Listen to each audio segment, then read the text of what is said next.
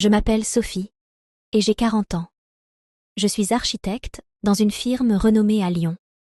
Une ville splendide avec ses berges du Rhône ensoleillées et ses bâtiments historiques. Mon mari, Thomas, est un avocat respecté de 43 ans. Nous avons une belle maison et, de l'extérieur, notre vie semble parfaite. Cependant, comme souvent dans la vie, les apparences peuvent être trompeuses. Tout a commencé de manière innocente au travail. Je collabore régulièrement avec divers collègues sur des projets complexes. C'est ainsi que j'ai rencontré Marc, un ingénieur de 37 ans, brillant et charismatique, avec un sourire désarmant. Nous avons rapidement trouvé un terrain d'entente, partageant des idées novatrices et discutant des défis techniques que nous devions surmonter. Nos échanges étaient purement professionnels, mais il y avait quelque chose de plus, une étincelle que je n'avais pas ressentie depuis longtemps. Les déjeuners avec Marc sont devenus une habitude. Au début, c'était juste pour discuter de travail, échanger des idées et trouver des solutions. Nous nous retrouvions dans des petits restaurants autour de l'entreprise, dégustant des plats du jour, tout en discutant de nos projets. Petit à petit, nos conversations ont dévié vers des sujets plus personnels. Nous parlions de nos vies, de nos passions, de nos rêves. Marc avait une capacité à écouter qui me faisait me sentir entendue et comprise, d'une manière que je n'avais pas ressentie depuis des années avec Thomas. Un jour, après une réunion particulièrement stressante, Marc m'a proposé de prendre un verre après le travail pour décompresser. J'ai accepté, pensant que ce serait un moyen agréable de terminer la journée. Nous sommes allés dans un bar cosy avec une ambiance tamisée et une musique douce en fond. Les verres de vin se sont enchaînés et, avec eux, nos confidences sont devenues de plus en plus profondes. Je lui ai parlé de mes frustrations, de mes peurs, de mon mariage avec Thomas qui, bien que solide en apparence, manquait de cette étincelle que je trouvais avec Marc. À partir de ce moment, les échanges entre Marc et moi ont pris une tournure différente. Ils sont devenus plus personnels, plus intimes. Nous échangions des textos tard dans la nuit, parlant de tout et de rien, mais surtout de nous. Chaque vibration de mon téléphone faisait battre mon cœur plus vite. Je savais que ce que je faisais était mal, mais je ne pouvais m'empêcher de continuer. Il y avait quelque chose d'excitant, presque addictif, dans cette relation naissante. Les rendez-vous secrets ont commencé. Nous nous retrouvions dans des cafés discrets, loin des regards indiscrets. Chaque rencontre était un mélange d'excitation et de culpabilité. Je me sentais vivante d'une manière que je n'avais pas ressentie depuis des années, mais en même temps, je savais que je trahissais Thomas. Marc et moi passions des heures à parler, à rire, à nous découvrir. Il y avait une alchimie entre nous que je ne pouvais ignorer. Un après-midi, alors que Thomas était en déplacement pour une conférence, Marc et moi avons décidé de nous retrouver dans un petit hôtel en dehors de la ville. C'était un endroit charmant, avec des chambres décorées de manière rustique et une vue imprenable sur les collines environnantes. Nous avons passé l'après-midi ensemble, oubliant le monde extérieur, perdus dans notre bulle de passion. C'était magique et enivrant, mais aussi terriblement effrayant. Je savais que je franchissais une limite, mais je ne pouvais plus faire marche arrière. Lorsque nous sommes entrés dans la chambre, l'atmosphère était déjà chargée de tension. La pièce était accueillante, avec des rideaux en velours bordeaux et une lumière douce qui créait une ambiance intime. Nous nous sommes assis sur le lit, nos cœurs battant à l'unisson. Marc a doucement pris ma main, la chaleur de son contact me faisant frissonner. Il m'a regardé dans les yeux, et à cet instant, toute hésitation s'est envolée. nous avons commencé à nous embrasser, timidement au début, puis avec plus de passion. Ses lèvres étaient l'été douce, et chaque baiser faisait monter en moi une vague de désir. Il m'a doucement allongée sur le lit, et nous avons laissé nos mains explorer le corps de l'autre, découvrant des sensations nouvelles et excitantes. C'était comme si nous étions seuls au monde, enveloppés dans notre bulle de passion. Nos vêtements ont rapidement disparu, laissant place à la peau brûlante de désir. Les heures passaient sans que nous nous en rendions compte, chaque moment passé ensemble étant une redécouverte de nous-mêmes et de notre sexualité. La passion que je ressentais avec Marc était d'une intensité que je n'avais jamais connue auparavant, une connexion à la fois physique et émotionnelle. Après ces moments de passion, nous nous sommes allongés côte à côte, épuisés mais heureux. Nous avons parlé de nos vies, de nos rêves, de nos peurs. Il y avait une vulnérabilité partagée qui renforçait encore notre lien. Marc me faisait sentir vivante, désirée, et cela me donnait une force que je ne soupçonnais pas. Les semaines suivantes ont été un tourbillon d'émotions contradictoires. Chaque moment passé avec Marc était un moment volé, précieux, mais aussi teinté de culpabilité. J'essayais de maintenir les apparences à la maison, de faire comme si tout allait bien avec Thomas, mais il n'était pas dupe. Il sentait que quelque chose avait changé, que je m'éloignais de lui. Nos conversations étaient devenues superficielles, nos moments d'intimité rares et forcés. Puis vint le jour où tout bascula. Thomas, méfiant et inquiet, avait décidé de me suivre. Ce jour-là, Marc et moi avions prévu de nous retrouver dans notre hôtel habituel. Nous étions dans la chambre, en train de rire et de profiter de notre moment, quand la porte s'ouvrit brusquement. Thomas se tenait là, le visage décomposé par la douleur et la colère. Mon cœur s'arrêta. C'était comme si le monde s'effondrait autour de moi. Il n'y eut pas de cris, pas de confrontation violente. Thomas se contenta de me regarder avec une tristesse infinie dans les yeux avant de tourner les talons et de partir. Je me sentais pétrifiée, incapable de bouger ou de parler. Marc, lui aussi, était sous le choc. Nous savions que notre histoire venait de prendre fin de la manière la plus brutale qui soit. De retour à la maison, Thomas et moi avons eu une conversation longue et douloureuse. Je lui ai avoué toute la vérité, de nos premiers messages à notre dernière rencontre. Il écoutait en silence, le visage fermé. Quand j'ai fini, il prit une profonde inspiration et me dit qu'il ne pouvait pas continuer ainsi. Il avait besoin de temps pour réfléchir, pour se reconstruire. Il m'aimait, mais la trahison était trop grande pour être oubliée ou pardonnée rapidement. Thomas décida de quitter la maison pendant quelques semaines, le temps de faire le point. De mon côté, je me sentais vide et perdu. J'avais tout risqué pour une passion éphémère, et j'avais tout perdu. Les jours suivants furent un cauchemar. La maison, si pleine de souvenirs heureux, semblait maintenant froide et hostile. Je me sentais coupable et seule. Peu à peu, j'ai commencé à réaliser l'ampleur de ma trahison. J'avais blessé l'homme que j'aimais, détruit notre vie ensemble pour une aventure qui, bien que passionnante, n'avait aucune base solide.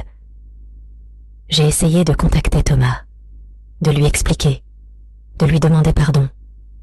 Mais il avait besoin de temps, et je devais respecter cela. Les mois suivants furent un processus de reconstruction. Thomas et moi avons décidé de suivre une thérapie de couple pour essayer de comprendre ce qui nous avait amenés là. Ce fut un chemin long et difficile, rempli de larmes et de remises en question. Nous avons dû réapprendre à communiquer, à nous faire confiance. Aujourd'hui, Thomas et moi ne sommes plus ensemble. Nous avons décidé de nous séparer, mais de manière respectueuse et amicale. Nous avons compris que notre relation avait changé de manière irréversible. Thomas a refait sa vie, et moi, j'essaie de trouver un nouvel équilibre. Je garde de cette expérience des leçons douloureuses mais précieuses sur l'amour, la fidélité et les choix que l'on fait. Je me souviens des premières semaines, après la séparation, comme d'un brouillard dense.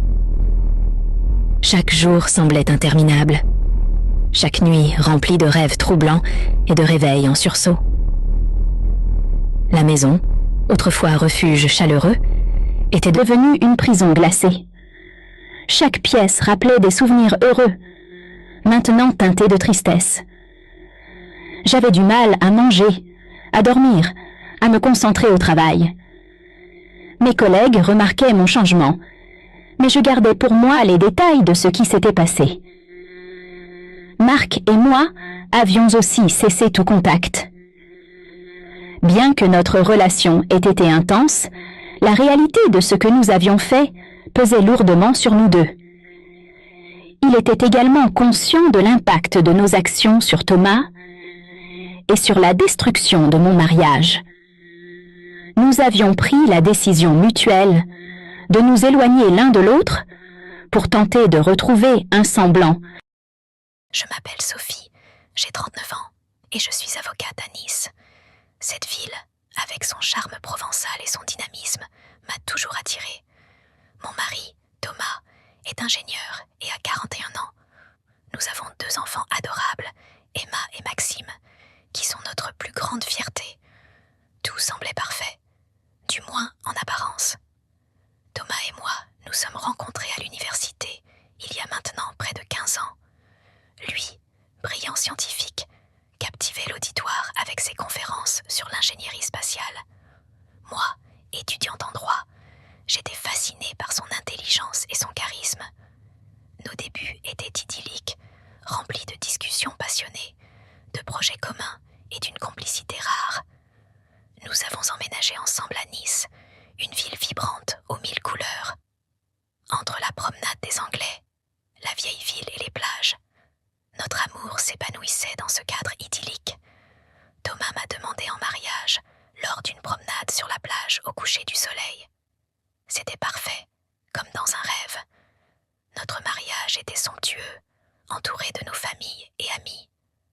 Nous avons dit nos vœux sur une terrasse surplombant la mer, promettant de nous soutenir dans les bons et les mauvais moments. Et pendant des années, nous l'avons fait. Nos carrières ont prospéré. Nous avons eu 2 enfants merveilleux, Emma et Maxime, et notre vie semblait comblée. Mais avec le temps, la routine a pris le dessus. Thomas est devenu de plus en plus absorbé par son travail, ses recherches et ses voyages d'affaires. De mon côté, entre les plaidoiries au tribunal, les consultations et la gestion de la maison, je me suis souvent sentie submergée. Nous étions devenus comme 2 colocataires, partageant un espace sans réellement partager nos vies. Les premières années étaient idylliques, nos carrières prenaient leur envol. Thomas publiait des articles et donnait des conférences à travers le monde, tandis que moi, je me consacrais à ma pratique juridique et à mes clients. Nous étions une équipe se soutenant mutuellement dans nos ambitions. Mais petit à petit, la distance s'est installée. Thomas passait de plus en plus de temps à son bureau ou en déplacement. Ses absences devenaient de plus en plus fréquentes et longues. Moi, de mon côté, je jonglais entre le travail au cabinet, les plaidoiries de nuit et la gestion de la maison et des enfants. Nos conversations se faisaient rares, souvent limitées aux aspects logistiques de notre vie quotidienne. Les moments d'intimité se faisaient de plus en plus rares et une certaine froideur s'installait entre nous. Je me disais que c'était une phase, que cela passerait. Mais cette distance me pesait de plus en plus. Nos rares soirées ensemble étaient souvent empreintes d'un silence pesant, chacun plongé dans ses pensées, ses préoccupations. Je me rappelais avec nostalgie nos discussions enflammées, nos rires complices. Tout cela semblait appartenir à un passé lointain. J'ai essayé de raviver la flamme, de planifier des sorties, des vacances en famille, mais Thomas semblait toujours préoccupé, Sa passion pour son travail prenait le pas sur tout le reste, et moi, je me perdais dans mes responsabilités de mère et d'avocate. C'est à cette période que j'ai rencontré Camille. Elle est arrivée au cabinet comme une bouffée d'air frais, toujours souriante, dynamique. Elle apportait une énergie positive dans notre équipe. Rapidement, nous sommes devenus amis.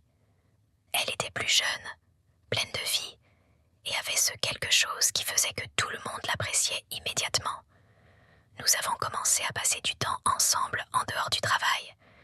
Elle m'aidait à me détendre, à penser à autre chose qu'à mes soucis quotidiens.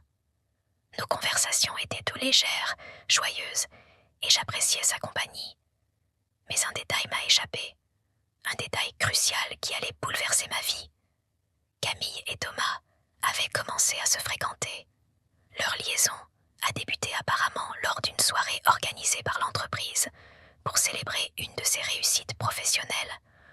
Thomas, charmant et séducteur comme à son habitude, avait attiré l'attention de Camille. Ce qui n'était au départ qu'un flirt innocent s'est rapidement transformé en quelque chose de bien plus sérieux. Je n'avais rien remarqué, aveuglé par mes propres préoccupations. Je ne voyais pas les signes. Thomas rentrait de plus en plus tard, prétextant des réunions ou des urgences de dernière minute. Camille, quant à elle, devenait étrangement distante lors de nos conversations. Elle évitait de parler de ses soirées, changeait de sujet dès que je mentionnais Thomas.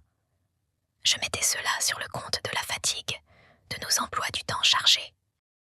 C'est lors d'une soirée particulièrement difficile que la vérité m'a frappé de plein fouet. Thomas était encore une fois en déplacement pour une conférence à Lyon. Les enfants étaient couchés et je tentais de me détendre avec un verre de vin. C'est alors que mon téléphone a sonné. Un message de Camille, envoyé par erreur, révélait clairement leur liaison. Elle y mentionnait leur dernière escapade amoureuse et combien elle avait hâte de le revoir. Le choc a été brutal.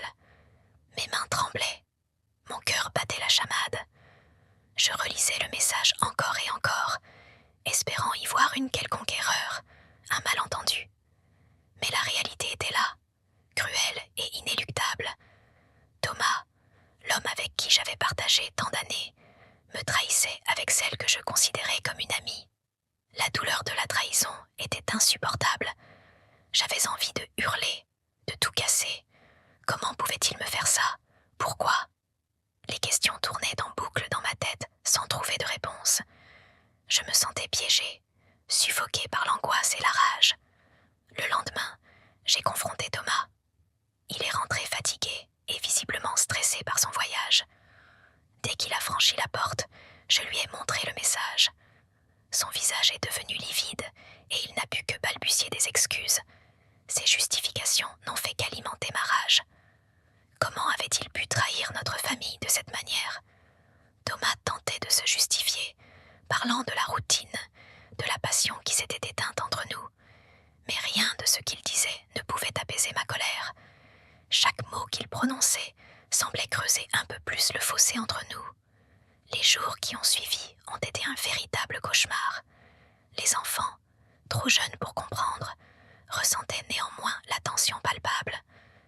Thomas a quitté la maison, s'installant chez un ami, et moi, je devais continuer à assurer tant au travail qu'à la maison.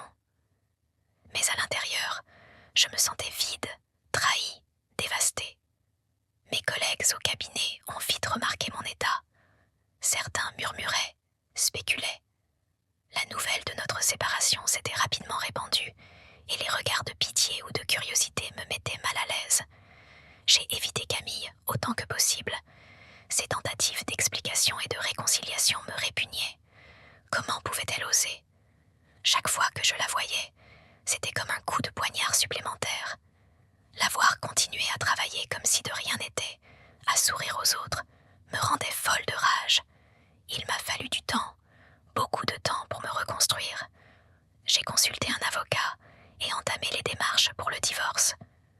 La procédure a été longue et pénible, mais elle m'a permis de tourner la page. J'ai décidé de me concentrer sur ma carrière et sur mes enfants. Emma et Maxime avaient besoin de stabilité, de repères, et je devais être forte pour eux. Les procédures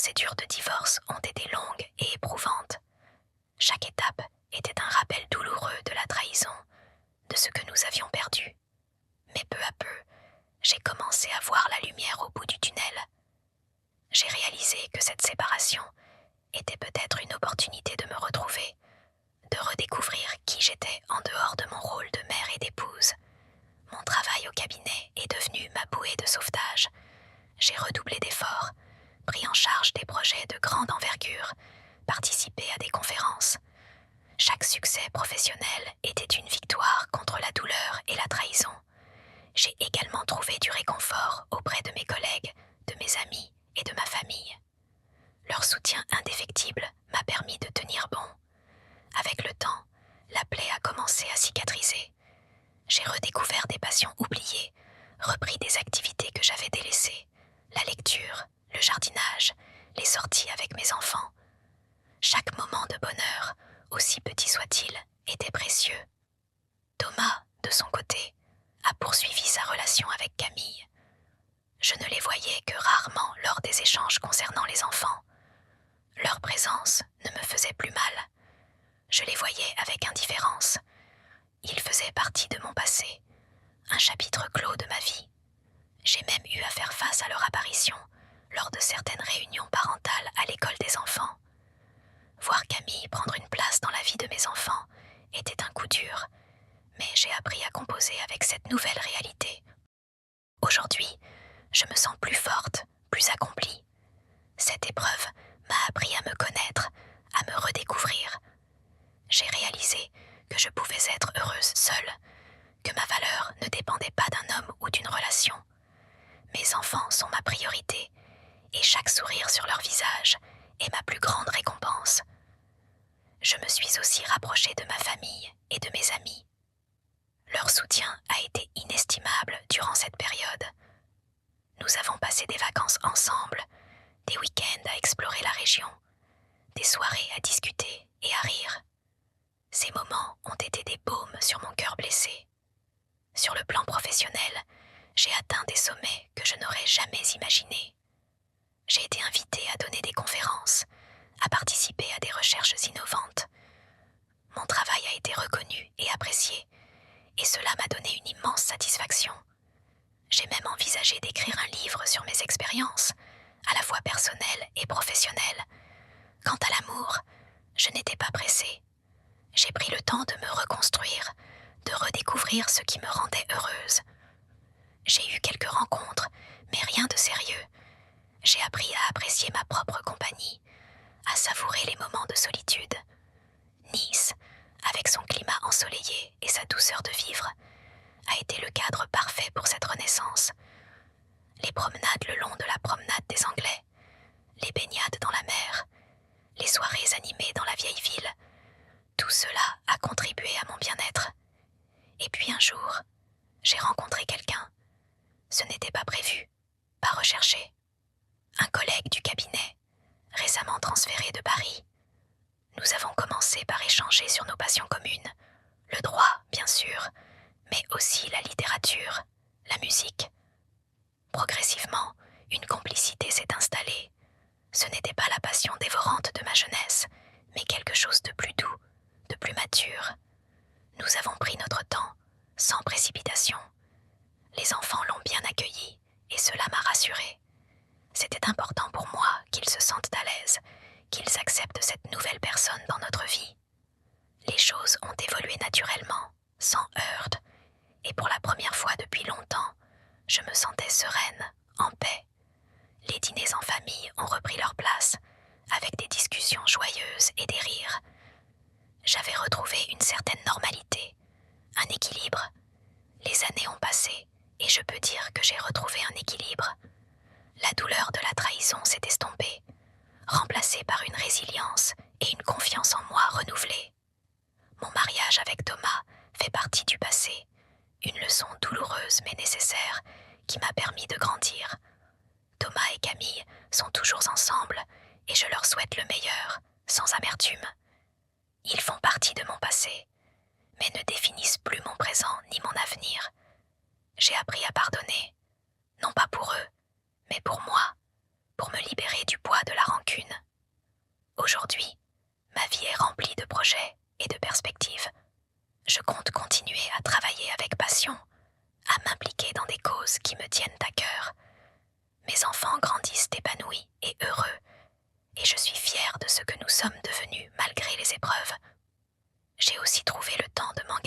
des activités bénévoles, d'aider les autres à surmonter leurs propres difficultés.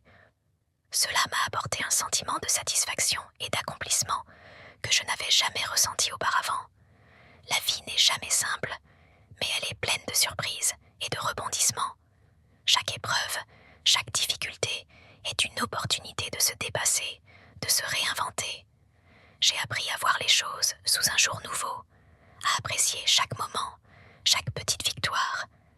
Et surtout, j'ai appris à m'aimer, à me respecter, à ne jamais accepter moins que ce que je mérite. Cette histoire d'infidélité, aussi douloureuse soit-elle, m'a finalement permis de me libérer, de reprendre ma vie en main. À Nice, sous le soleil méditerranéen, j'ai retrouvé ma paix intérieure, et c'est avec une nouvelle détermination que je continue d'avancer, un jour à la fois, savourant chaque instant de cette nouvelle vie que j'ai construite de mes propres mains.